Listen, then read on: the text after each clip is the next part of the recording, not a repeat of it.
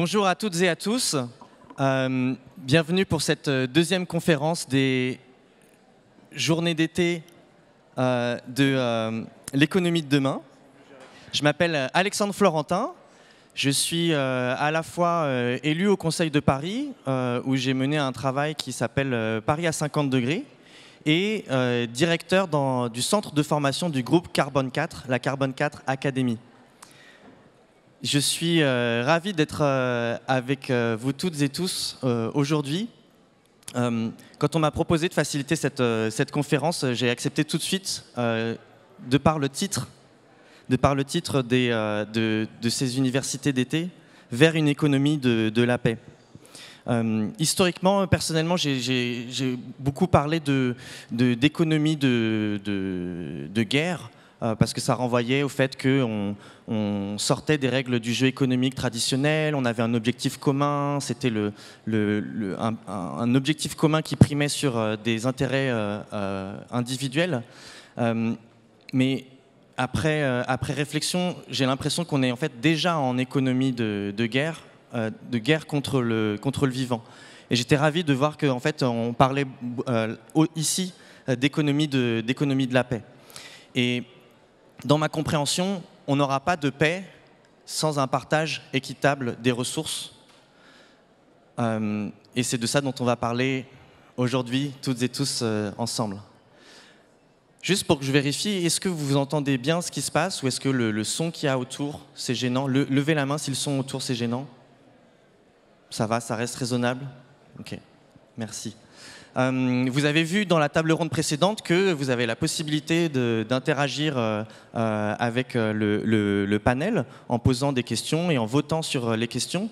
Mais on va commencer juste en affichant le petit outil pour que vous puissiez le mettre en place. Et je vais avoir une première question pour vous. Donc si vous avez vos téléphones et que vous voulez jouer ensemble, c'est le moment. Voilà, je vois que les téléphones... Je vous laisse encore 5 secondes pour prendre le QR code. Super. Et on va passer à la question qui vous est posée, que vous retrouvez sur la petite application. De quelles ressources pensez-vous que nous allons manquer le plus en France? Et il y a un nuage de mots qui va s'afficher au fur et à mesure que vous allez répondre. Et pendant ce temps-là, je vais vous présenter les personnes du panel. Je suis très heureux d'avoir avec nous ce matin Cyrielle Callot. Cyrielle, vous êtes cofondatrice et directrice générale des Alchimistes. Vous nous expliquerez dans un instant ce que fait cette formidable entreprise. À côté de vous, Antoine Pellion. Antoine, vous êtes secrétaire général à la planification écologique, donc vous travaillez directement avec la Première ministre. À votre gauche, Lucie Pinson, vous êtes directrice générale de Reclaim Finance. Et enfin, de l'autre côté de la table ronde, Benoît Bazin, vous êtes directeur général de Saint-Gobain. Alors, est-ce qu'on peut revoir le nuage de mots, s'il vous plaît? Moi, je n'ai pas eu le temps de le regarder. Ok, donc on voit l'eau comme ressource. Vous pensez que nous allons en manquer le plus en France? On voit le cuivre, et puis il y en a qui ont pris la question un peu différemment, puisque je vois le mot courage aussi, et je crois que c'est un peu les 3 mots qui apparaissent en premier. Alors, Cyrielle, je crois que vous manquez pas de courage. En tout cas, vous vous êtes lancé dans une aventure où, en préparant la conférence, vous me disiez que la création des alchimistes, c'est aussi se dire que la fin de l'extractivisme, c'est pas la fin des entreprises, en tout cas, c'est plutôt même le début des alchimistes. Est-ce que vous pouvez nous raconter cette histoire-là?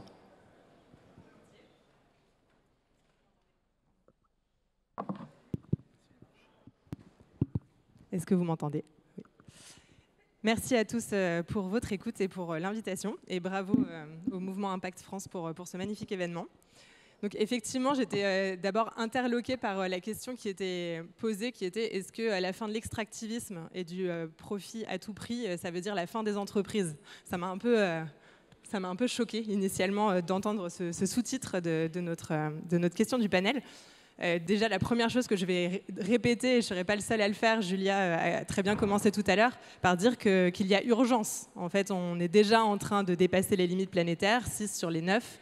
On a passé il y a un mois le jour du dépassement en France, le 2 août, donc on vit à crédit sur les générations futures et sur les populations dont on dépend et qu'on exploite.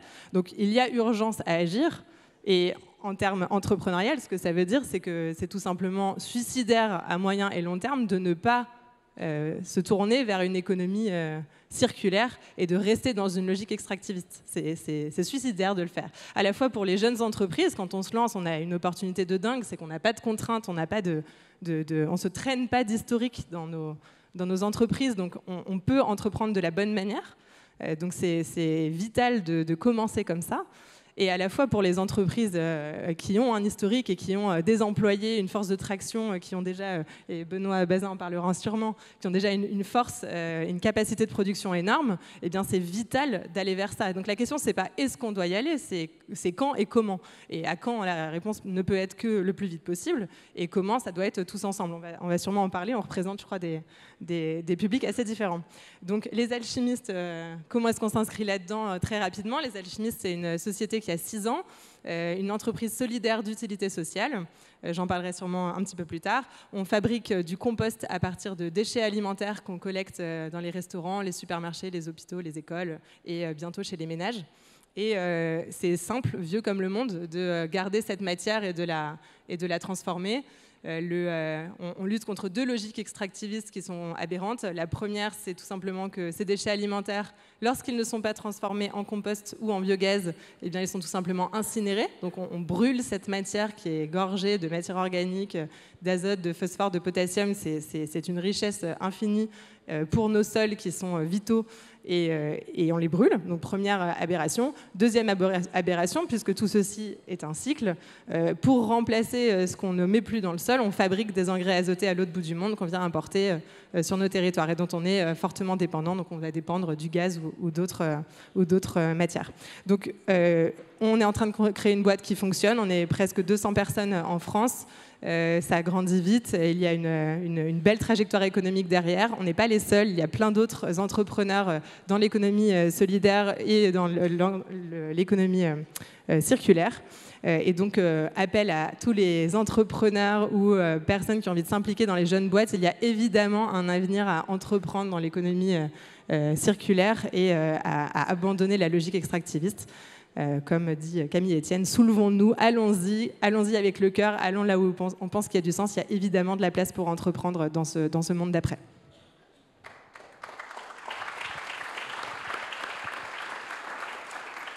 Merci Cyrielle. Parfois, dans ce genre de table ronde, il y a des critiques qui sont faites. Oui, mais vous invitez que les entreprises nouvelles qui arrivent quand le problème est déjà un peu mieux compris. Qu'est-ce qui se passe pour toutes les grandes entreprises qui sont déjà là? Et donc ça, c'est une question pour Saint-Gobain, parce que vous faites quand même partie des entreprises parmi les plus anciennes du monde, puisque ça a été créé au XVIIIe siècle, c'est ça? Une entreprise qui, dès son origine, fabriquait du verre. Et pour faire du verre, il faut du sable, ressource finie, qui n'apparaissait pas là sur le nuage, pas trop sur le nuage de mots, en tout petit. Pourtant, il y a des tensions de par le monde sur cette matière première-là non recyclable. Question pour vous, Benoît. Est-ce que pour protéger les écosystèmes, il va falloir arrêter de consommer du sable? Et ça, est-ce que c'est la fin de Saint-Gobain? Comment on fait pour que ce ne soit pas le cas? Merci. C'est effectivement une question qu'on ne se posait pas il y a quelques années, le sable, parce qu'on pensait qu'il était là partout, avec toutes les questions de pureté qu'on utilise dans nos différents procédés verriers. Mais plus largement, d'ailleurs, le monde de la construction, il est au cœur de beaucoup des enjeux de transition environnementale, écologique, sociale qui soit juste. Pourquoi? Parce que le monde de la construction, il représente à peu près 40% des émissions de CO2 dans la durée de vie des bâtiments, et parce qu'ils consomment 50% en masse, pas en valeur, mais en masse, 50% des ressources naturelles sur la planète. Donc le monde de la construction doit se poser la question de ces ressources et donc de l'économie circulaire. Pour ça, il y a plusieurs axes de réponse.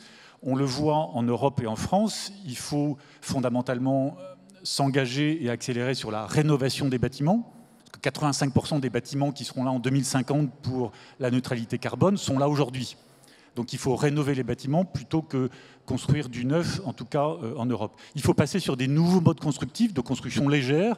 Quand on construit en poteau-poutre, plutôt que des murs de briques ou des murs de ciment ou des murs de blocs béton, on économise plus de 50% des matériaux, 50% d'eau, on gagne du temps de production, de construction, et en plus on a les bonnes performances thermiques, acoustiques, tout ce qu'on veut.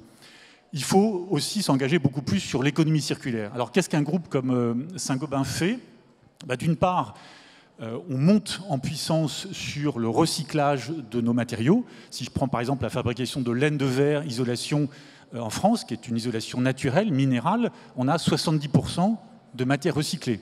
Si je prends l'autre extrême dans le verre plat bâtiment, pour des questions de pureté, on est à 10%. Donc il faut monter en puissance. Mais on a lancé la première offre au monde de verre bas carbone pour le bâtiment, qui a 70% de verre recyclé, donc 40% de contenu carbone en moins.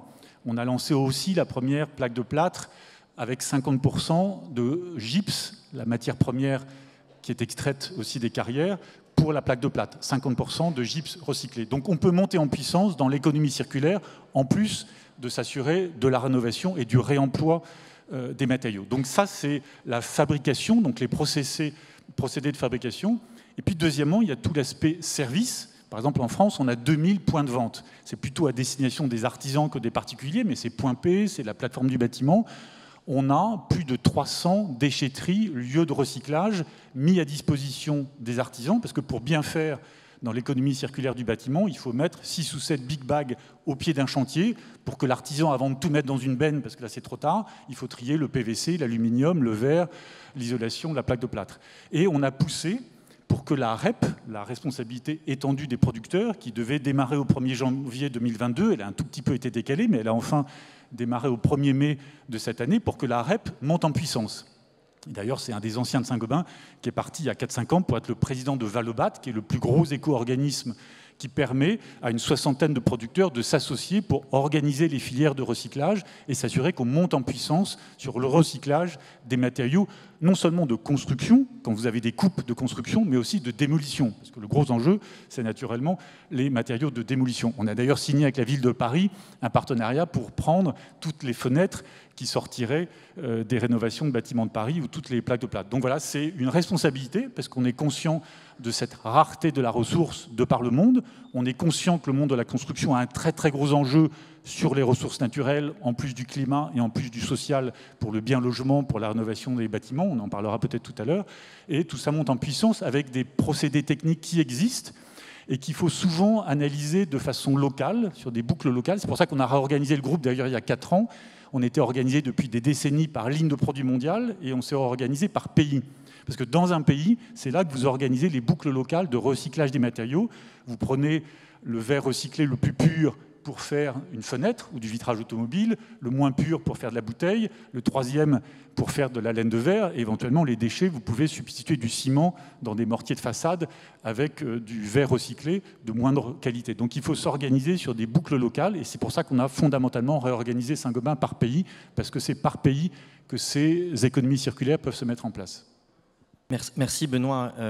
Là, avec vos deux exemples de Saint-Gobain et des alchimistes, on est sur des secteurs qu'on peut comprendre comme essentiels. C'est la construction, c'est l'habitat pour tous, même si on peut se poser la question de est-ce qu'il faut partout toujours construire plus de mètres carrés, mais vous êtes sur de la fourche à la fourchette. Mais vous êtes sur des secteurs où il n'y a pas tout de suite des tensions extrêmement fortes. Par contre, ça a été bien mentionné par le panel, on a une petite question sur l'eau qui est immédiate. En ce moment, je ne sais pas si vous avez vu cette information-là, mais il y a un département français où, à partir de la semaine prochaine, il y aura des coupures d'eau de 2 jours sur 3. C'est Mayotte. Antoine Pellion, je me tourne vers vous. Il y a eu un plan gouvernemental sur l'eau à la suite de mois de sécheresse. Il y a eu une réaction du gouvernement pour se dire, voilà, se donner des perspectives sur comment on va faire. Est-ce qu'il faut en arriver là à des coupures d'eau potable pour se dire qu'on réagit fortement? Comment, vous qui êtes secrétaire général à la planification, comment est-ce qu'on anticipe mieux ça sur des ressources très critiques et qui diminuent, dont l'accessibilité diminue fortement? Bien, bonjour à tous, merci beaucoup, je suis vraiment très content d'être parmi vous aujourd'hui. Alors clairement, l'eau va être un des enjeux extrêmement forts de notre transition et de notre nouveau modèle de société, et notamment parce qu'à cause du changement climatique, la ressource du coup rentre en attrition, donc ça fait partie des sujets sur lesquels, parce que le changement climatique a d'ores et déjà commencé, on va avoir un choc très profond à venir. Je partage peut-être un chiffre avec vous au tout début que je trouve très frappant. On a aujourd'hui 200 milliards de mètres cubes d'eau utile qui tombent chaque année sur le territoire. Si on en arrive à plus 4 degrés, ce qu'on ne veut pas mais qui est possible, c'est le réchauffement, que le scénario un peu noir, on va perdre, entre guillemets, 50 milliards de mètres cubes qui vont s'évaporer dans l'atmosphère et donc sur lesquels on aura beaucoup ça en moins. 50 milliards de mètres cubes, c'est plus que l'intégralité de ce qu'on prélève aujourd'hui pour tous les usages français. C'est 33 milliards de mètres cubes qu'on prélève au total. Donc potentiellement, on change totalement d'univers, c'est-à-dire que on a du coup beaucoup moins d'eau structurellement, et le problème qu'on a face à nous, là je parle de quelques dizaines d'années, mais ça arrive extrêmement vite, ça va être comment est-ce qu'on répartit une pénurie, étant donné que le milieu a profondément changé. Et donc de ce fait, dans ce cadre-là, il faut du coup que chacun fasse des efforts extrêmement importants pour que notre collectif, pour faire société au cours d'une ressource qui a réduit, et donc il faut que chacun fasse ses efforts forts, notamment de sobriété, de changement de pratique, etc. Et donc tout ça, ça s'anticipe énormément. Et donc c'est aussi un des sujets de la planification écologique, que d'essayer de préparer tout cela. Donc on n'a pas attendu cet été la crise dans les Pyrénées-Orientales, à Mayotte, etc., pour pouvoir agir. Donc le plan eau, il avait été annoncé, c'est un nouveau plan eau complémentaire, j'allais dire, par le président du coup, au début du printemps. Et donc il vise à la fois à concrètement réussir tout un volet de sobriété de consommation en eau. Donc il y a 10% de baisse de consommation et de prélèvement en eau. On voit bien que 10%, c'est déjà à la fois significatif, mais par rapport à cet ordre de grandeur que je vous donnais au début, on voit que le chemin qu'on a à franchir il reste encore important. Mais ça veut dire déjà une transformation très profonde de l'ensemble des secteurs économiques. On pourra revenir sur les sujets agricoles, de consommation d'eau potable, industrielle, etc. Et je voulais dire aussi que ce sujet de l'eau, donc, qui est très caractéristique aussi des sujets de changement climatique, ce n'est pas le seul de ressources rares dans cette planification. Et donc, notre travail au secrétariat général, c'est d'essayer de mettre en cohérence l'ensemble de nos enjeux, de façon à atteindre, à réussir nos objectifs, notamment de baisse de gaz à effet de serre, et tout se tient, tout est très systémique. Donc on a l'eau, on a aussi le foncier, qui est une ressource rare, on a aussi des enjeux de matériaux critiques, on a parlé un peu du sable déjà avec Benoît, mais par exemple le nickel, quand on électrifie des voitures ou des camions, etc., de façon à réduire les gaz à effet de serre des voitures thermiques, rien qu'avec déjà notre rythme de décarbonation et d'électrification, on pourrait être amené à consommer jusqu'à 5% du lithium mondial primaire en France. C'est supérieur à notre poids économique du pays. Donc on voit bien que la question de la soutenabilité se pose clairement. Comment on fait pour y remédier? Ça veut dire des voitures plus légères, ça veut dire aussi beaucoup plus de recyclage, de façon à ce que cette ressource, on ne la perde pas. Moins de véhicules? Ça peut vouloir dire... Je pense que la mobilité, moins de véhicules... Alors, je réponds à cette question-là parce qu'elle est importante. Quand on regarde où se passent les déplacements aujourd'hui, il y a plus de 80% des déplacements qui sont aujourd'hui en voiture. Quand on regarde les différentes destinations, il y a en fait en réalité les transports en commun, etc. Ça se développe assez massivement, mais dans les zones urbaines sur des distances courtes. Donc en termes de poids des émissions, donc le déplacement rapporté au kilomètre, ça pèse pas lourd, même si on a quasiment tous les transports urbains qui sont du coup des transports en commun.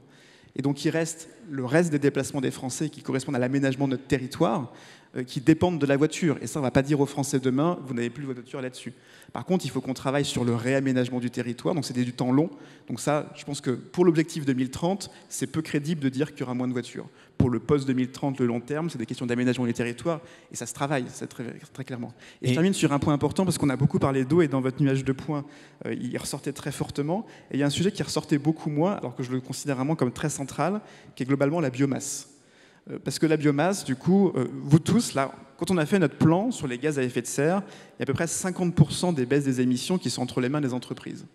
Et quand on regarde les plans sectoriels pour décarboner, tout le monde dit on va massivement utiliser la biomasse pour l'énergie, pour la construction, etc.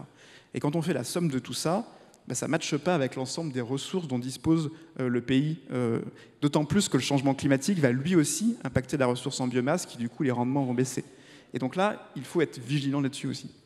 Il faut être plus que vigilant, c'est-à-dire qu'il n'y aura sans doute pas de biokérosène et pour l'aviation d'un côté et de quoi faire des forêts pour la construction en bois de l'autre.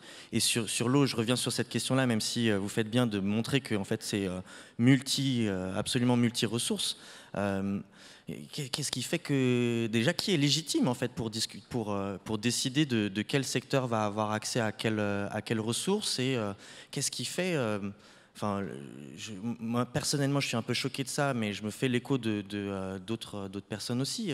Qu'est-ce qui fait que sur l'eau, par exemple, on a du mal à se dire que peut-être aux horizons dont on parle, les golfs, les stations de ski avec des retenues collinaires, c'est quand même un sujet. Et ça, c'est pas juste une question d'efficacité. Et ça pose une question de qui est légitime pour discuter de ça. Est-ce qu'il faut prendre rendez-vous avec vous pour se dire j'ai le droit à mon quota demain Comment on gère ça? Parce que sinon, ça, c'est au cœur du sujet.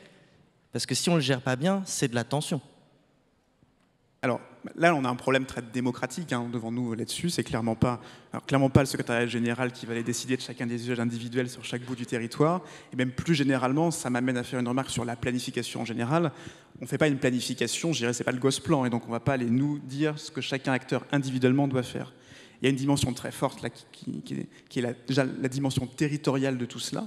Donc cette planification, elle se territorialise et il y a des gouvernances locales qui se développent et sur lesquelles il faut construire. Typiquement sur l'eau, il y a des gouvernances locales de l'eau avec l'ensemble des usagers qui se réunissent, autour notamment des préfets, parfois des comités locaux de l'eau, et sur lequel cette discussion sur les usages se tient. Par contre, il faut un cadre à tout ça. C'est-à-dire que localement, pour avoir une discussion, il faut qu'elle soit cohérente avec le problème d'ensemble qu'on a à traiter. Donc, pour avoir cette vision d'ensemble, et la planification nationale a un intérêt pour se positionner là-dessus. Et les exemples que vous donnez, ça montre que, là, je pense que c'est important, et le plan est important pour ça, de redonner les métriques et les ordres de grandeur. Oui, il y a des transformations profondes sur les sujets, notamment des golfs, etc. Et peut-être que ce type d'activité-là va profondément changer parce que ce ne sera pas possible demain. Pour autant, on voit très rapidement que le sujet des golfs, il est totalement en volume, totalement marginal par rapport au problème qu'on a à régler. Donc en fait, cette transformation profonde, on l'a à faire sur absolument tous les secteurs. Et cette mobilisation-là, c'est ça qu'il faut qu'on crée. Il ne faut pas laisser penser qu'en ayant traité quelques symboles, on traitera le problème structurellement. Il faut le faire, mais il faut faire aussi le reste qui est massif. Benoît, je vois que vous vouliez... Oui, moi je pense qu'il y a un sujet qui est très important, c'est de rentrer, et je crois que c'est la première fois qu'on est rentré dans une logique de planification et d'investissement. Parce que sur tous ces sujets de transition, comme je prends un autre sujet sur l'économie circulaire du bâtiment, la modularité des bâtiments, je crois que le village olympique, c'est le premier exemple, on y a participé, il deviendra des bureaux et des logements post-Jeux olympiques de 2024. Donc il faut penser long terme et investissement. Et typiquement, vis-à-vis des collectivités locales, il faut arriver à sortir du vieux logiciel, dépenses de fonctionnement est à peu près aussi flou que dépenses de fonctionnement. Et dépenses d'investissement. Il faut arriver à permettre aux collectivités locales, aux mairies, de s'engager sur 10 ans, sur 20 ans, de traiter peut-être cette dette dans nos critères un tout petit peu différemment de la dette de fonctionnement, des dépenses publiques courantes, parce que c'est véritablement des plans à 5, 10, 20 ans, l'aménagement du territoire, l'eau, la rénovation énergétique des bâtiments privés, publics, tout ça, ce sont des dépenses longues. Donc il faut, un groupe comme Saint-Gobain, quand on s'engage sur la neutralité carbone en 2050, on a des fours qui durent 20 ans, 2030, ils doivent être neutres en carbone, ça veut dire qu'en 2025, on a des pilotes industriels qui sont prêts. Et ça veut dire que nos chercheurs, on leur impose depuis 2016 un prix interne du carbone pour les projets de recherche, pour les projets d'investissement. Il est à 100 € pour l'investissement, 200 € pour les R&D. Donc il faut rentrer dans cette logique du temps long. C'est pas facile avec nos règles de la comptabilité publique, c'est pas facile avec les règles européennes, mais c'est ça qui va permettre que je crois que les solutions techniques existent. Les solutions techniques existent. Ce qui n'est pas facile, c'est d'en trouver le financement et de rentrer dans cette logique de long terme d'investissement. Alors que je suis maire, j'ai un mandat qui me reste à courir pendant 3 ans. Est-ce que je vais investir pour un tuyau de fonte de Pont-à-Mousson qui va durer 100 ans ou pour un tuyau en plastique qui va durer 10 ans ? Bon, ben ça, ce sont des arbitrages qu'il faut faciliter pour qu'on ait cette logique d'investissement à long terme. Ça nous fait une transition parfaite pour après parler du monde de la finance, mais on a un autre exemple de nouveau dans le secteur de l'eau et je voudrais inviter sur scène Hubert Bayatoda. Hubert, vous êtes directeur général et fondateur de Leak Meted. Et vous allez à la fois nous parler un peu plus de cette question de l'eau vue de votre fenêtre et puis interpeller la salle et nos panélistes sur cette question, notamment aussi autour de la question de l'investissement et du modèle économique pour gérer cette question de la raréfaction des ressources. Complètement. Merci, merci de m'avoir invité à cette table ronde. Je suis ravi d'y participer. Je me présente, je suis Hubert Bayatoda, le fondateur et dirigeant de Liquimid. Donc Liquimid, c'est une start-up qui accompagne les territoires, les sociétés de distribution d'eau publiques et privées dans l'augmentation de la performance de leur réseau. Donc on a cité Mayotte, hein, qui vit des moments assez compliqués. Mais il faut savoir qu'en France, on perd l'équivalent de la consommation de 18 millions d'habitants. C'est-à-dire avant même que ça n'arrive chez nous, on a déjà perdu près de 25% de l'eau. Mais il faut savoir que le problème, il n'est pas simple. C'est-à-dire c'est vraiment compliqué. La taille du réseau enterré français fait 3 fois la distance Terre-Lune. Donc c'est extrêmement grand, c'est extrêmement compliqué de trouver une fuite d'eau. Donc c'est pas simple. Et donc nous, qu'est-ce qu'on a fait? On a collecté une base de données qui fait 600 000 fuites et près de 300 000 km en Europe. Et sur cette base de données, on a demandé à un algorithme d'apprendre à identifier sur la base du type de sol, de la météo, des activités de l'exploitant, de comment est-ce qu'on peut savoir qu'il y a une fuite d'eau à un endroit. Et le résultat, il est très intéressant parce qu'il nous permet d'identifier sur un réseau, en très peu de temps, les 20% du réseau qui contiennent 80% des fuites. Donc on peut isoler complètement les zones où on doit travailler. Et concrètement, qu'est-ce qu'on apporte aux collectivités et aux sociétés de distribution d'eau? On leur apporte 2 choses. Il y a l'aspect curatif, c'est-à-dire on a une fuite d'eau, il faut la trouver. Et on s'engage à la performance. On fait intervenir nos équipes, et si on n'y arrive pas, on n'est pas rémunéré. Je touche du bois, jusqu'à présent, ça s'est bien passé. On permet de réduire de 50 à 70% les pertes sur les réseaux, grâce à cette intervention. Mais le deuxième aspect qui est encore plus fondamental, c'est d'anticiper. C'est d'investir dans le choix des canalisations. Qu'est-ce qu'on doit mettre pour... Parce que le taux de rénovation en France, il est de moins de 1%. Donc il nous faut une centaine d'années pour avoir un réseau à neuf. Donc on met à disposition un logiciel qui permet d'identifier les zones où il faut intervenir. Ça permet ainsi de pouvoir cibler l'investissement, de profiter des opportunités de voirie qu'il peut avoir, de mutualiser les interventions et de permettre ainsi de passer de 0,5% de taux de rénovation à 2%, tout en ciblant les bonnes zones. Ma question est la suivante. Afin de mieux appréhender la notion de modèle économique, il est peut-être important pour nous d'avoir une notion partagée de la valeur de nos ressources. Quelle valeur on lui attribue? Dans le domaine de l'eau, je me pose la question sur quel modèle se dirige-t-on? Est-ce qu'on va rester sur un modèle de valeur qui est basé sur le coût d'extraction, de dépollution et de distribution? Est-ce qu'on va tendre au final sur un modèle de marché, c'est-à-dire un peu comme l'or et le pétrole? On va coter l'eau en bourse. Ça se fait déjà d'ailleurs à la bourse de Chicago. Ou est-ce qu'il y aura peut-être un modèle qui tient en compte le fait que c'est un droit fondamental? C'est indispensable d'avoir accès à l'eau. Et donc, ou peut-être, vous arriverez à nous proposer un modèle qui permet de concilier ce droit fondamental d'accès à l'eau, le besoin d'investir massivement dans les infrastructures et la pérennité des acteurs comme nous qui sommes dans cet écosystème. Donc ça, c'est ma question. Dans quelle valeur se dirige-t-on en ce qui concerne l'eau au vu de la raréfaction et le droit qu'on doit d'utiliser cette ressource? Merci Hubert.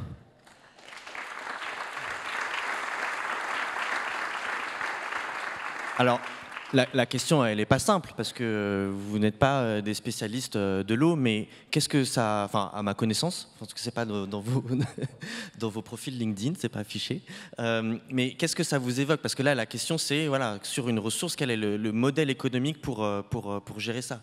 Qui veut se lancer? Pas forcément sur l'eau, d'ailleurs. Et je me tourne aussi vers Cyrielle et Lucie pour équilibrer le temps de parole femmes-hommes. Alors très brièvement, on est un petit peu dans le domaine puisque Pont-à-Mousson fait des canalisations en tuyaux de fonte précisément pour l'eau potable. Un tout petit peu pour l'assainissement, mais surtout pour l'eau potable. Donc on est très très demandeur parce qu'on voit ces fuites. La France n'est pas le pire, d'ailleurs en Europe, les Anglais c'est encore pire. Mais effectivement c'est dramatique d'avoir un taux de fuite aussi élevé. Et donc, il faut passer dans cette logique d'investissement. Moi, je crois qu'il y a aussi, enfin, si je prends l'exemple des entreprises, on a beaucoup traité le CO2 depuis 6 ans. C'est vrai que l'eau était un tout petit peu le parent pauvre, parce qu'on avait encore des usines de par le monde qui n'étaient pas en boucle fermées d'eau. Je pense qu'il y a aussi un modèle économique assez, j'allais dire, intangible. Ce n'est pas forcément en cotant le mètre cube d'eau, ce n'est pas forcément en imposant des réglementations. Quand vous vous engagez sur la neutralité carbone, quand vous vous engagez sur des objectifs à 2030, à 2050, on s'est engagé à faire moins 50% sur nos prélèvements d'eau, on a fait moins 20% sur les 5 dernières années, vous vous engagez vis-à-vis de 165 000 collaborateurs de Saint-Gobain qui regardent ce qui se passe. Et donc pour aller plus vite, on a d'ailleurs sécurisé 15 millions d'investissements en centrale sur les investissements dans nos usines pour limiter le prélèvement d'eau et rester complètement en boucle fermée. Donc vous avez aussi cet engagement, j'allais dire, moral, social, vis-à-vis de vos équipes et naturellement vis-à-vis des communautés dans lesquelles vous vivez. C'était votre question tout à l'heure. Nous, on n'a pas encore eu d'usine arrêtée compte tenu du stress hydrique, mais on a des usines en stress hydrique, donc on est encore plus vigilant sur ces sujets-là. Je pense qu'il y a aussi le modèle intangible du devoir, de l'engagement. Alors la neutralité carbone, l'engagement sur l'eau, qui compte beaucoup dans une entreprise qui a décidé de mettre sa raison d'être « Making World a Better Home ». On ne peut pas dire « Making the World a Better Home », c'est la raison d'être de Saint-Gobain, si on traite que le CO2, pas l'eau, si on ne traite pas un certain nombre de solutions pour la planète, pour les communautés, pour les clients. Donc je pense qu'il y a aussi cet aspect-là, intangible. Alors vous pouvez me dire il est trop mou pour être pris au sérieux, mais il est réel parce qu'il engage des milliers de collaborateurs de par le monde. Cyrielle, la question et les remarques qui avaient été faites précédemment, ça t'inspirait des commentaires? Oui, en fait, c'est un peu aussi lié à la question de l'eau et des ressources de manière générale. Et on va, je pense, ensuite parler de la finance. J'ai beaucoup apprécié ce qu'a dit Benoît Bazin sur le fait de renouer avec le temps long. Je pense qu'on ne peut pas parler de préserver les ressources et de préserver le bien commun sans que, à la fois, le monde politique, le monde de la finance, le monde des grandes entreprises ne renoue avec le temps long et avec le fait de planifier, évidemment. Et en plus du temps long, il y a une logique un peu de complexité. Évidemment que, je parlais des 9 limites planétaires tout à l'heure, dans la synthèse de la planification qui a été produite là pendant cet été, on le voit bien, il y a plusieurs limites planétaires, il y a une complexité forte, CO2, ressources, biodiversité, etc. On ne peut pas réduire tout simplement est-ce que va bien la société à l'accroissement du PIB ou bien est-ce que mon entreprise a un bilan financier positif. C'est une hérésie de le simplifier autant. Donc il faut renouer avec le temps long, renouer avec la complexité. Et pour moi, il y a deux facteurs qui peuvent, de manière assez transverse, toutes les ressources, à commencer par celle de l'eau, il y a deux facteurs qui peuvent vraiment faire évoluer, pousser l'évolution des choses. La première, c'est évidemment la réglementation. Si le bien commun n'est pas préservé par l'État, on n'y arrivera pas, parce qu'aujourd'hui, on n'arrive pas à quantifier la valeur d'un sol riche, on n'arrive pas à quantifier la valeur de l'eau. Ce bien commun, il doit être protégé par l'État et les collectivités. Et donc la réglementation, couplée à une prise de conscience personnelle et individuelle qui va se ressentir partout en tant que consommateur, en tant qu'employé dans les entreprises, employé dans les équipes publiques. C'est vital, c'est ces deux critères-là qui pour moi doivent aller de pair. Au sein des alchimistes, on parle souvent de faire mouvement, donc oui, on collecte les déchets alimentaires et on peut le faire grâce à la réglementation. La loi AGEC qui progressivement impose à tous de trier ces déchets alimentaires et ce sera le cas au 1er janvier 2024. Il faut ensuite que cette réglementation elle soit appliquée, c'est-à-dire qu'il y ait des contrôles, des sanctions si ce n'est pas le cas, y compris par les acteurs publics, acteurs privés, acteurs publics. Donc la réglementation d'un côté, et par ailleurs le mouvement citoyen, sensibiliser les gens. Donc la fresque du climat fait un travail remarquable, la Convention des entreprises pour le climat fait un travail remarquable. On a un devoir tous d'engager les citoyens parce que ça va irradier et se ressentir partout. Et le sujet des ressources, pour moi, est au cœur de ces deux jambes. Voilà, le nécessite. Merci. J'en profite pour remercier Hubert pour cette interpellation. On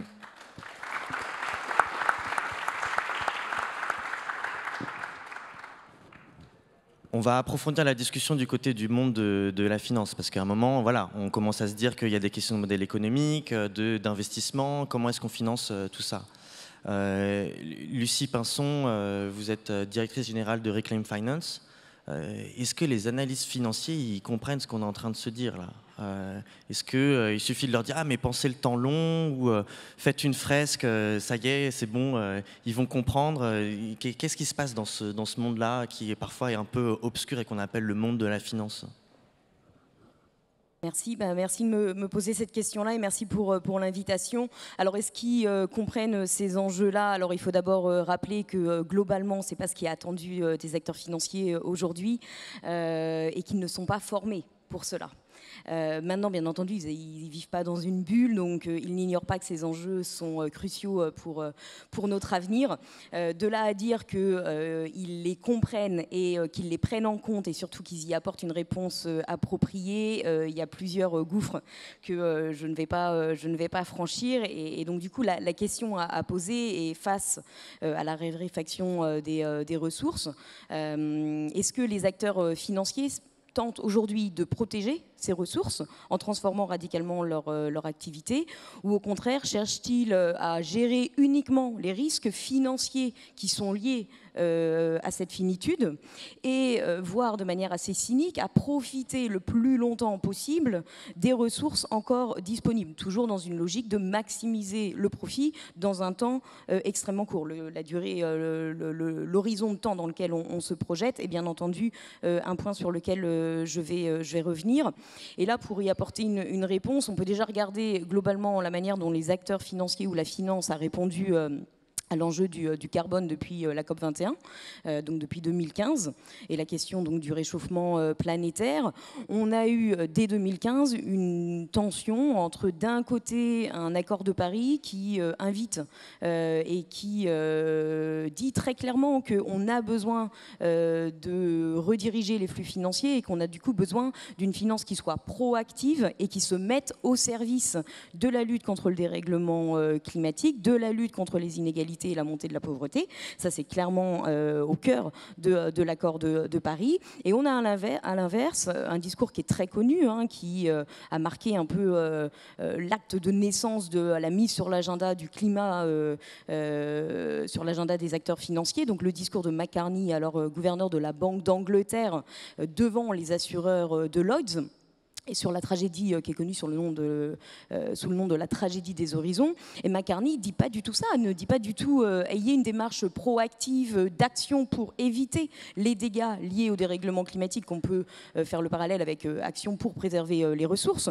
La logique est vraiment juste gérer les risques financiers qui sont liés à ce dérèglement climatique, de manière à passer entre les gouttes et à maintenir le plus longtemps possible vos capacités à générer du profit, à protéger votre marché. Et alors certains pourraient dire, Lucie, encore une fois, tu vois toujours les choses de manière pessimiste, t'es rabat-joie, etc. L'important, c'est que la finance, finalement, se saisit du dossier.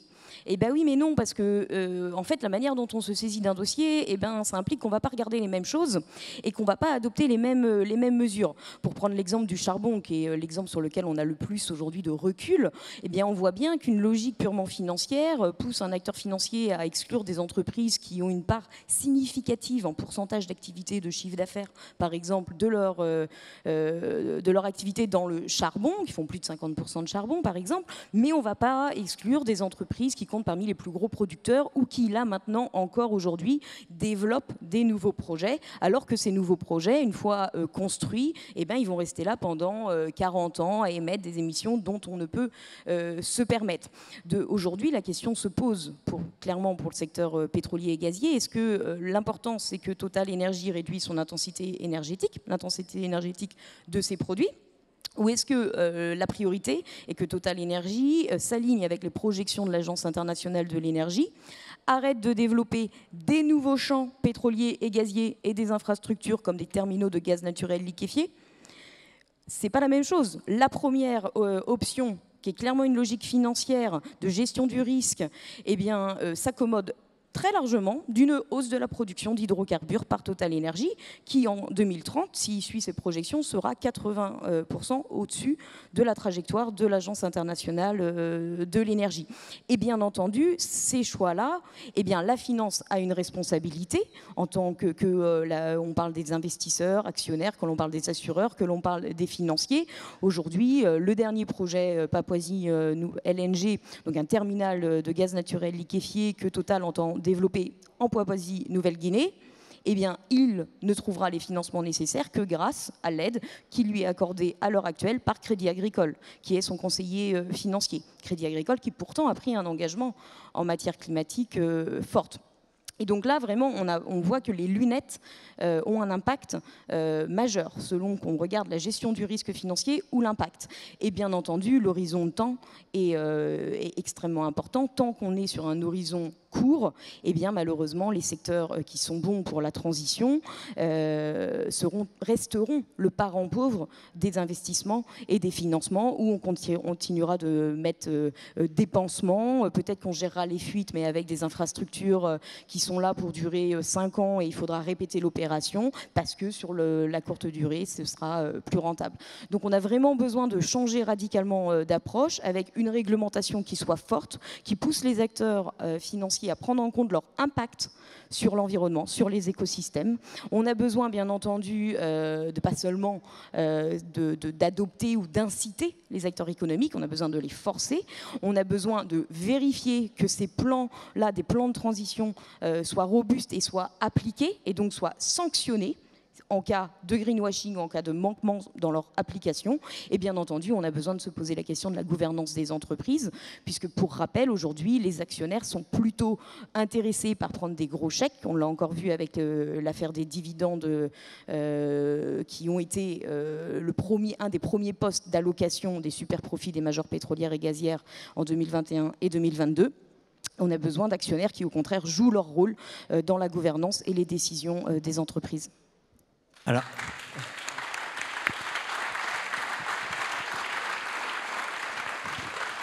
là, forcément, donc là, Lucie, merci. En fait, j'ai pas besoin de poser beaucoup de questions. Je veux surtout avoir les réactions des autres panélistes. Benoît, vous me disiez que vous aviez fait très récemment le roadshow des investisseurs aux États-Unis. Vous dialoguez régulièrement avec des banquiers. Dans le secteur du bâtiment, pour faire la transition, il y a une grosse question de où va-t-on chercher cet argent-là. Tout le monde, enfin tous les propriétaires la plupart des propriétaires ont dû passer par la case banque et avec ce dialogue, on vous demande vos antécédents médicaux, mais pas du tout la performance énergétique de ce que vous allez acheter, etc. C'est quoi votre regard dans ce dialogue avec ce monde-là, et comment est-ce que, quand on est une entreprise qui a plus de 3 siècles d'existence et qu'on vous demande des comptes tous les trimestres, comment on fait? Pour rester sur la ligne de crête, entre le court terme et évidemment le long terme, on en a parlé. C'est vrai que c'est un sujet complexe. Je pense que c'est très très important d'embarquer, d'engager le monde de la finance, alors qui est très hétéroclite et très, très vaste, sur les sujets évidemment de transition énergétique, écologique, parce que c'est pas possible de laisser un pan aussi important de l'économie, et en plus notre économie s'est plutôt financiarisée sur les 40 dernières années que le contraire. Donc c'est très très important d'arriver à les engager. La première chose, c'est que le cadre, objectivement, n'est pas très facile.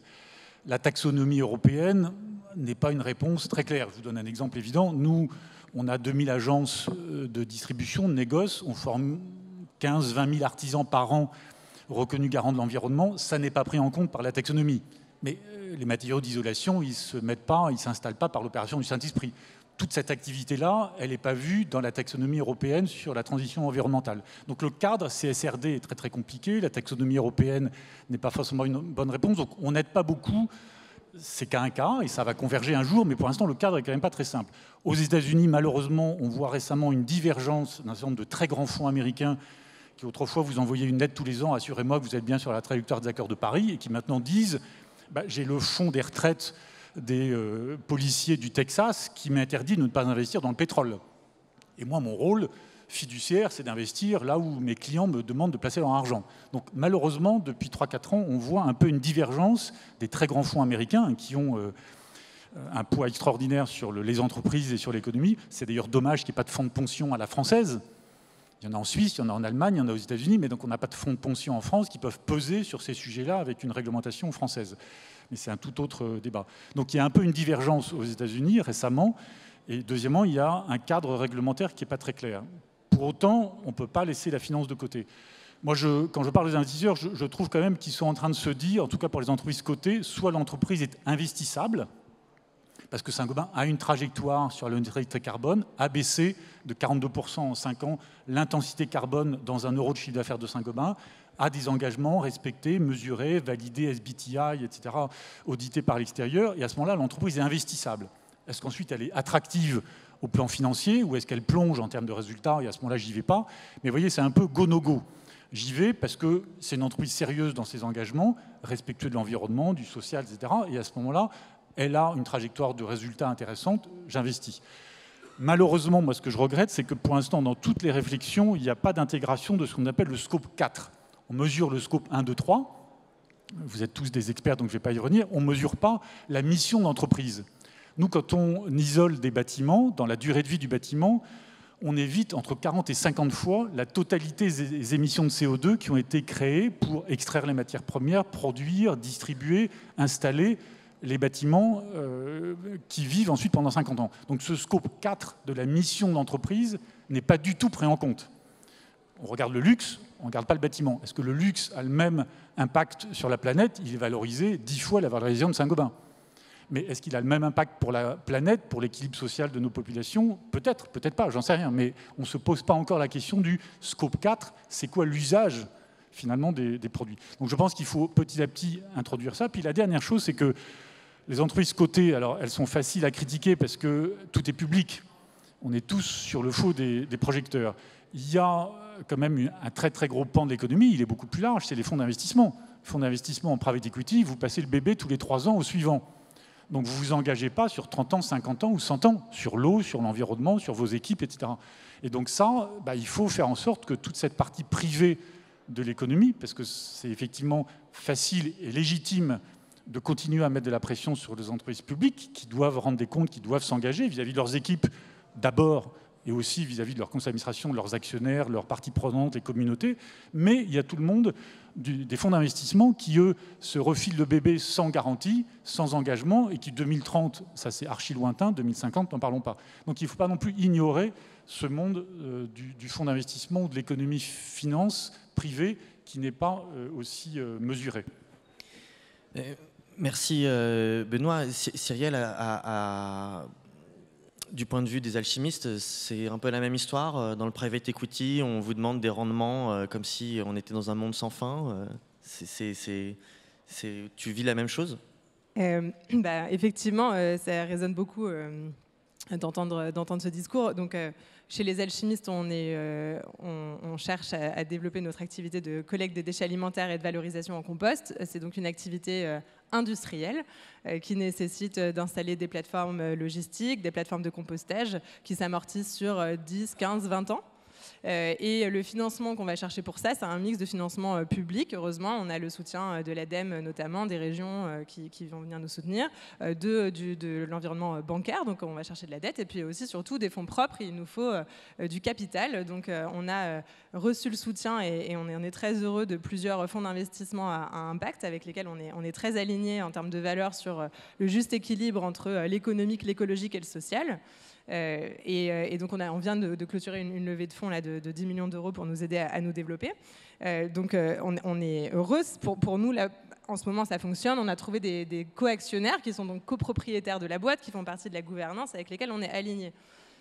Il faut se réjouir du fait que ces fonds d'investissement impact existent. Il faut se réjouir du fait qu'il y en a de plus en plus. En revanche, c'est quand même l'arbre qui cache la forêt. Aujourd'hui, ça représente, je n'ai pas l'ordre de grandeur précis en tête, mais la dernière fois que j'ai regardé, il me semblait que c'était de l'ordre de 1%, ou enfin en tout cas moins de 5% des investissements qui étaient fléchés vers l'impact quand on regardait le reste de tous les investissements des fonds de private equity. Donc c'est vraiment minuscule, c'est une goutte d'eau. Et par ailleurs, même dans tous ces fonds impact labellisés impact, le niveau de contrôle, on parlait de taxonomie, de réglementation, de normes, il est encore à peaufiner, puisque mesurer l'impact, on parlait de la complexité tout à l'heure, mesurer l'impact écologique et l'impact social, c'est évidemment complexe, ça se résout pas, ça se limite pas à une équation économique. Donc il y a de la complexité pour le mesurer, ce qui fait qu'il y a un paquet de fonds qui se disent impact ou qui créent une filière impact dans leur activité classique et qui vont promettre à leurs propres investisseurs, à leurs LPs, les rendements comparables à leurs autres investissements, en considérant l'impact comme simplement un segment de marché, et en promettant les mêmes rendements, mais en plus de ça, un impact positif écologique et social. on est dans une planète, sur une planète finie, c'est impossible de maintenir les mêmes rendements si l'écologique et le social en pâtissent, sans que l'écologique et le social en pâtissent. Donc il faut forcément rééquilibrer les choses et aller chercher, effectivement, promettre moins de rendement à long terme à ses propres salariés. Et donc ensuite, il y a plein d'autres manières de décliner ça. On a parlé effectivement de la gouvernance. Pour nous, c'est important de partager la gouvernance aussi avec l'équipe. Partager les ressources, c'est aussi partager le capital, partager la rémunération du travail, donc limiter les écarts de salaire, etc. Et donc ça fait partie aussi des choses à mettre en place, je pense, pour tendre vers une finance plus saine, pour que tout le monde soit impliqué dans ces processus de financement. Il y a encore beaucoup de chemin. Merci Cyrielle. Je vois que l'heure tourne. Donc, je voudrais bien qu'on m'affiche les questions qui ont été posées un petit peu en ligne pour que je puisse gérer ça au mieux. Et avant d'inviter sur scène Jean-Pierre Blanc, qui est directeur général de Café Malongo, je voudrais quand même avoir une réaction d'Antoine Pellion sur cette question, qui est un peu celle du rapport de force aussi avec le monde de la finance, de ces temporalités qui sont différentes, de ces habitudes de rendement d'un monde qui n'existe déjà plus. Comment on fait très concrètement quand on est le gouvernement français face à ces questions-là? C'est des acteurs qui vont dans le bon sens. Comment est-ce qu'on les aide? Alors, il y a peut-être 3 points très rapides. Le premier point, c'est que cette transition écologique, là, cette planification, on a mis sur la table, en plus des actions concrètes pour atteindre nos objectifs aussi, quels étaient les investissements qui étaient nécessaires. Jean Pisani-Ferry a sorti avec Sama Mahfouz un rapport, il a évoqué plus 60 milliards d'investissements par an qui sont des publics et privés, et donc on voit très bien que là, il y a un énorme enjeu d'investissement massif, et donc du coup, pour l'ensemble du monde de la finance, un énorme enjeu de structurer cette offre-là, parce qu'elle n'est pas immédiatement accessible, elle n'est pas forcément très simple à atteindre, parce que c'est du public et du privé. Et donc ce monde de demain, je fais une micro-parenthèse, qu'il faut à la fois, c'est très intensif cette transition en capital, parce qu'il y a beaucoup d'investissements, d'infrastructures, beaucoup d'investissements à faire pour la réussir. Pour autant, je ne voudrais pas donner l'impression qu'on a une vision uniquement de transformation d'actifs. Il y a aussi une part, et le plan qu'on a proposé est très équilibré là-dessus, de sobriété qui est très importante pour arriver à atteindre nos objectifs. Deuxième point rapide, il y a l'investissement qui marche bien, sur lequel il y a toute une place pour le monde de la finance, et puis il y a aussi toute une partie des sujets sur lesquels des investissements doivent être faits qui ne sont pas rentables, sur lesquels du coup l'acteur financier ne va pas, et qui sont pour autant indispensables pour réussir cette transition. Et donc ça, c'est aussi le rôle des pouvoirs publics. On vient d'annoncer du coup 7 milliards d'euros supplémentaires en 2024 au service de cette planification. Ça, c'est un enjeu de justice sociale dans la transition, et donc c'est d'accompagner les ménages modestes, les entreprises qui peuvent moins facilement investir dans cette transition. Et puis troisième point, et ça je pense que c'est en rebond aussi à ce qui a été dit précédemment, je trouve que le sujet central, et je n'ai pas forcément la solution et je la partage là, et je pense que c'est un travail collectif qu'on doit mener pour le résoudre, sur les ressources et l'investissement du coup dans l'extraction de ces ressources et l'utilisation derrière. Je pense que scientifiquement, il n'y a pas de débat sur le fait de se dire qu'il faut réduire notre rythme de prélèvement pour être compatible avec les limites planétaires. Après, et c'est pour ça que la planification, à mon sens, est essentielle, très rapidement, on a un enjeu très simple qui est qu'on est en situation de plus de pénurie par rapport à la demande, et donc du coup, on a une régulation par les prix. Les prix augmentent très fortement pour tout le monde et on se retrouve du coup très rapidement avec des prix hauts, alors même que le consommateur de l'autre côté ou le citoyen, du coup, lui, il a un rythme de transition, parce que derrière, il va changer de voiture, il va rénover, il va faire plein d'autres choses, qui a sa propre cinétique et qui est généralement relativement, qui doit être accéléré, mais qui va quand même prendre 10, 15 ans pour pouvoir arriver à avoir une transformation très profonde de tous. Parce que c'est pas vrai que tout le monde va changer immédiatement du jour au lendemain. Et donc, il faut qu'on arrive, quelque part, à régler le carburateur de ce truc-là.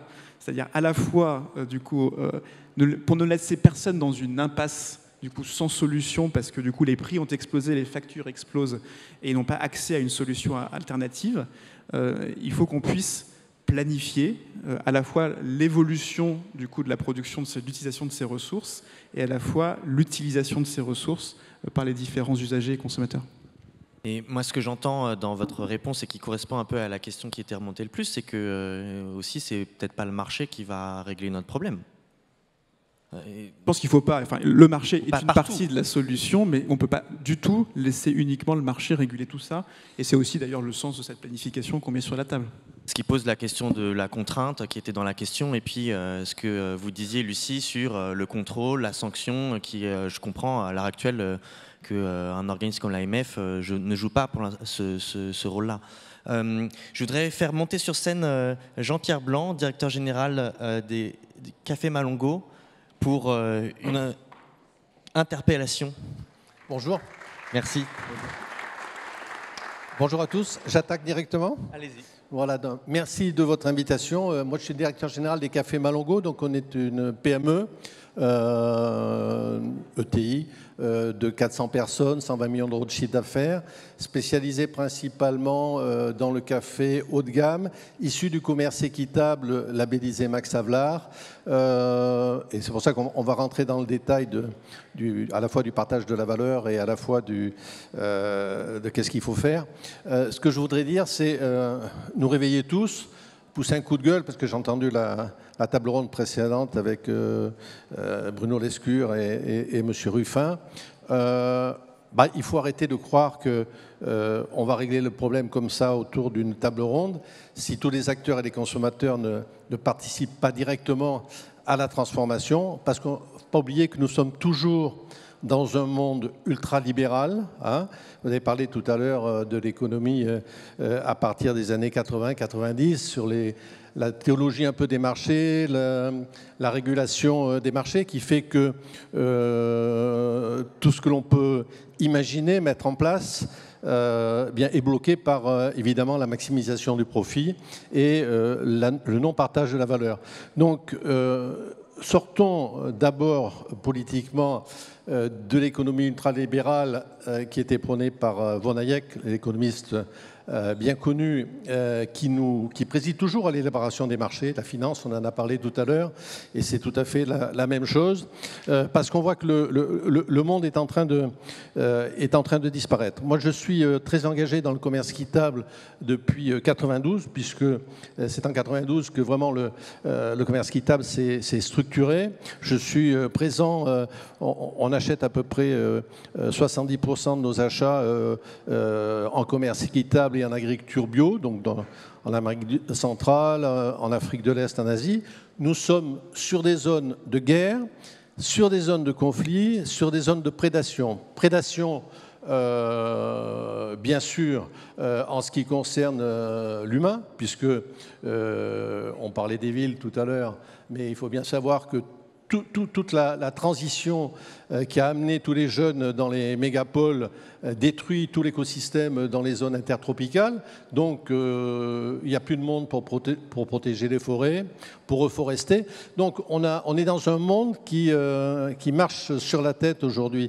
Le commerce équitable, donc dans la régulation des marchés, c'est un des éléments minimum qui permet de partager la valeur. Pour un exemple précis, aujourd'hui, depuis maintenant 2 ans, nous sommes côté, bien sûr, depuis toujours, sur les marchés dérivés sur la bourse de New York. Hein. Donc, c'est-à-dire, c'est des transactions papier, ce n'est même pas des transactions physiques qui sont en train de s'opérer. Et la spéculation rentre dans le jeu quand il y a une possibilité de faire une hausse. Eh bien, elle accélère la hausse. On est passé en 2021, on a quasiment doublé le prix de la matière première, qui après se répercute sur le consommateur. Et donc, on est dans un cycle qui n'est pas vertueux. Donc, être dans un cycle vertueux, c'est quoi? C'est assurer un prix minimum aux opérateurs qui justement permettent à la planète un autre développement. Il faut savoir que une grande partie de la population, soit en Éthiopie, que ce soit en Amérique centrale, en Asie, vit avec des plantations de 1 hectare, 1,5 hectares, donc ne peuvent pas fonctionner si on n'autorégule pas un marché avec des primes de développement collectives et des primes d'agriculture biologique. Or, on voit que quand on laisse la prédation des marchés opérer, on vient de le voir là sur le désastre de l'agriculture bio en France. Bon, eh bien, on a créé de la valeur avec l'agriculture bio, on est en train d'en détruire, moins 30% des volumes bio. C'est une catastrophe qu'on laisse faire et qu'on observe. Alors, on peut dire, le consommateur trouve que c'est un peu cher, etc. Qu'est-ce que l'on veut pour la planète? Qu'est-ce que l'on veut pour nous-mêmes? Comment on veut transformer le monde? Un exemple précis sur je conclus. Sur les zones, juste un petit mot sur la zone intertropicale. Par exemple, le développement de la drogue est dans les pays d'Asie et d'Amérique centrale. Donc on travaille sur des programmes avec l'ONU, donc avec une filiale de l'ONU, sur le remplacement des pieds de pavot par du café pour créer des écosystèmes, pour sortir des systèmes prédateurs sur la drogue, etc. On fait ça en Birmanie, on fait ça au Laos du Nord, on a démarré un programme en Bolivie. Donc je veux dire, il n'y a pas d'impossibilité à faire les choses.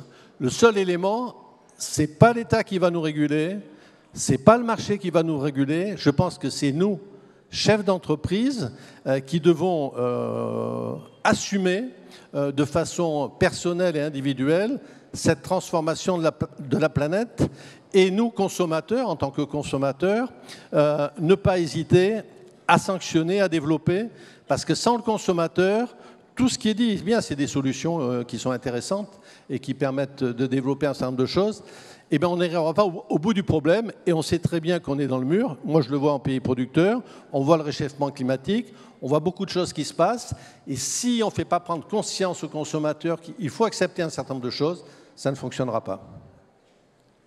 Merci Jean-Pierre. Merci. Vous allez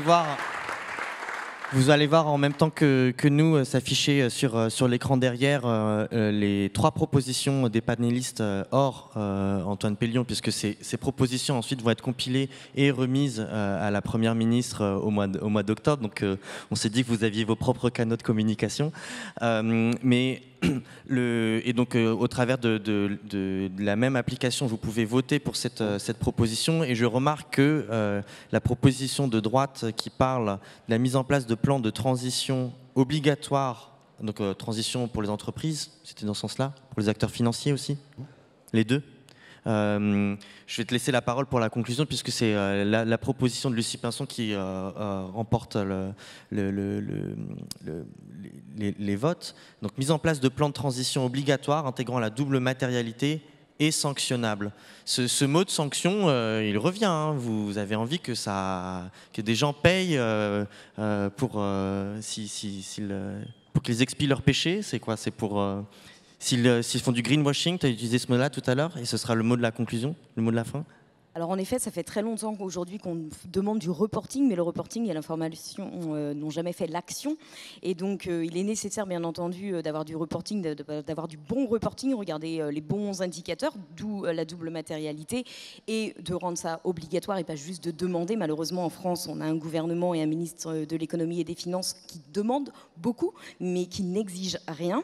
Et bien entendu, après, il faut un processus de vérification. Aujourd'hui, les régulateurs AMF, ACPR sont plutôt faisants et montrent de la bonne volonté. Le problème, c'est vraiment au niveau réglementaire, au niveau des instances publiques.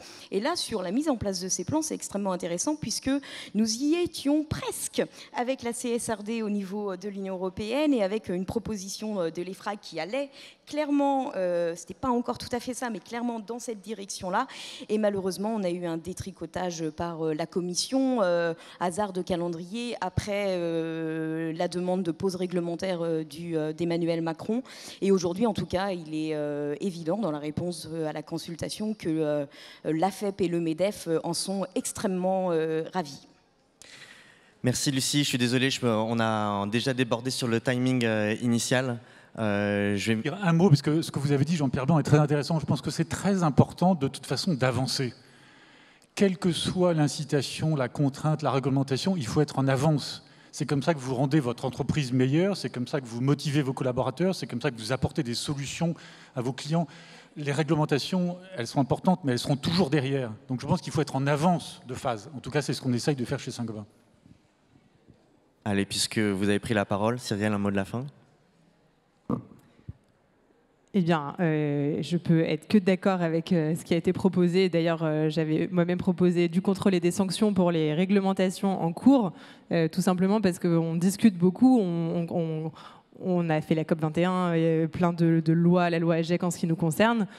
Tant qu'il n'y a pas de sanctions et de contrôle, finalement, les acteurs ne sont pas vraiment incités à bouger, si ce n'est lorsqu'il y a des citoyens et des citoyennes, des employés, des clients qui demandent ces changements. C'est aussi, je crois, ce que vous appelez de vos vœux. Donc, allons-y collectivement. On est, nous individuellement, les personnes qui pouvons faire bouger les choses de l'intérieur et en tant que consommateurs. Il faut commencer par là. La réglementation suivra, continuera. Il y a heureusement des acteurs très mobilisés qui sont là pour faire bouger les choses.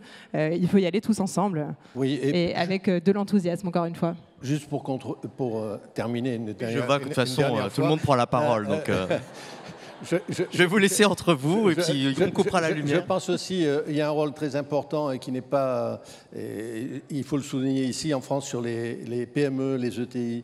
Donc tout ce qui fait le territoire est aujourd'hui abandonné des pouvoirs publics. Donc on a un gros problème. C'est bien d'avoir des grandes entreprises qui soient performantes, c'est bien d'avoir des start-up, mais il ne faut pas oublier l'emploi et l'emploi de toutes les industries intermédiaires avec des petites, des moyennes et des grandes entreprises qu'on a oubliées dans l'économie d'aujourd'hui. Merci. Merci à toutes et à tous. Merci d'avoir accepté notre invitation.